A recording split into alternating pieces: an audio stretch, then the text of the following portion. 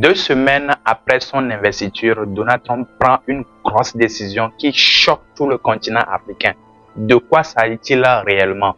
Dans cette vidéo, nous allons ensemble décortiquer cette décision et ses répercussions directes sur le continent africain. Spoiler, vous qui êtes dans les ONG ou bénéficiez de certains avantages au pays, vous risquez gros dans cette affaire. Donc, assurez-vous de rester jusqu'à la fin de cette vidéo pour ne rien rater surtout.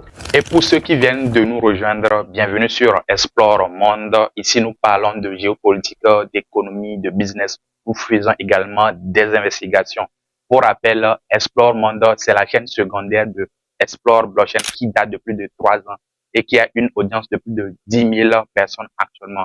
Là, nous parlons de blockchain, de crypto-monnaie. Mais ici, nous sommes un peu plus ouverts sur le monde à travers ces domaines dont j'ai parlé tantôt. Donc, si ce genre de thématique vous intéresse, la seule chose à faire, c'est de liker cette vidéo, d'appuyer sur le bouton s'abonner qui est rouge à côté de vous, c'est gratuit après tout, et aussi d'activer la cloche de notification pour être la toute première personne au monde à recevoir nos vidéos dès leur publication.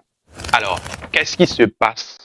Donald Trump vient de signer un décret portant suspension de 90 jours de tous les programmes d'aide américains, notamment l'USAID aux pays étrangers. Et naturellement, vous allez vous poser la question de savoir c'est quoi l'USAID? C'est tout simplement l'Agence des États-Unis pour le développement international créée en 1961 par le feu président John Kennedy afin d'aider les pays étrangers, majoritairement bien sûr les pays africains. Et en conséquence de cette suspension, des milliers d'employés qui travaillent à l'USAID ont été tout simplement licenciés. Le site web et les réseaux sociaux officiels, notamment le réseau social X de l'USAID, ont été tout simplement suspendus. Et cette grosse décision de Trump vient gravement affecter surtout les pays africains qui bénéficient de l'aide américaine, notamment pour des programmes de santé, d'alimentation, les épidémies, la pauvreté, etc. Tous ces programmes sont actuellement en un gros danger. Il faut aussi rappeler que la prise de cette décision de Trump a été en partie influencée par l'avis du milliardaire Elon Musk qui qualifie l'USAID d'organisation criminelle et corrompue. Ça montre aussi à quel point les hommes influents influencent actuellement Donald Trump. Et dans la foulée, les démocrates trouvent que la suspension de l'aide américaine aux pays étrangers va diminuer l'influence des USA dans le monde au profit des puissances rivales comme la Russie et la Chine. Parce que vous savez tous qu'aujourd'hui, c'est la Russie et la Chine qui talonnent les USA. Par conséquent, les démocrates s'opposent fermement contre cette décision de Donald Trump.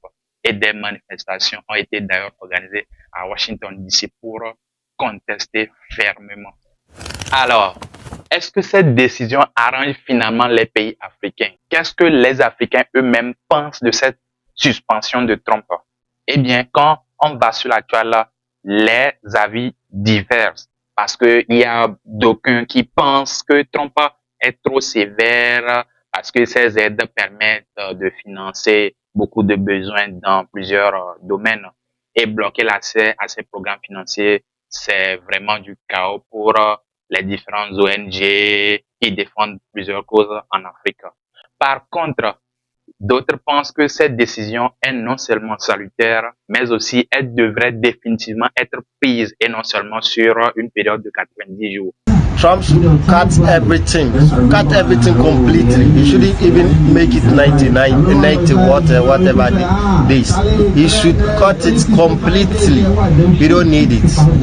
It rather goes to other individuals, but not us. Please, he should cut it completely.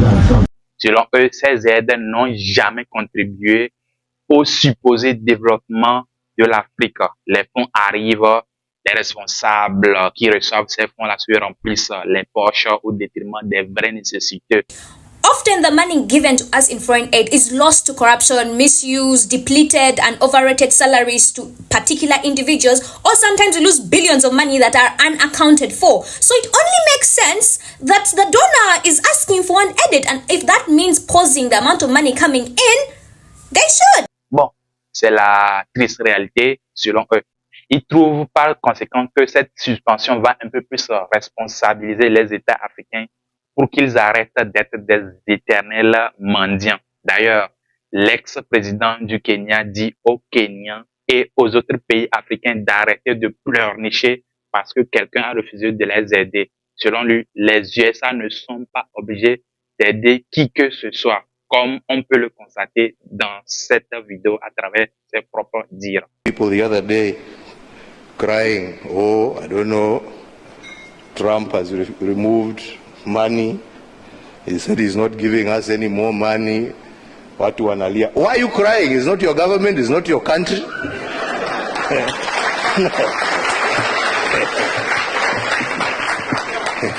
He has no reason to give you anything. I mean, you don't pay taxes in America. He is appealing to his people. Shauri yenu bwana. This is a wake-up call for you to say, okay, what are we going to do to help ourselves? Instead of crying. Et vous, dans les commentaires, quel est votre avis sur cette affaire? Est-ce que Trump a bien fait de prendre cette décision ou c'est trop fait de sa part? Je vous attends dans les commentaires. Appelez-moi Satoshi Printa et n'oubliez pas de liker la vidéo et de vous abonner à la chaîne. À la prochaine. Ciao, ciao les gars.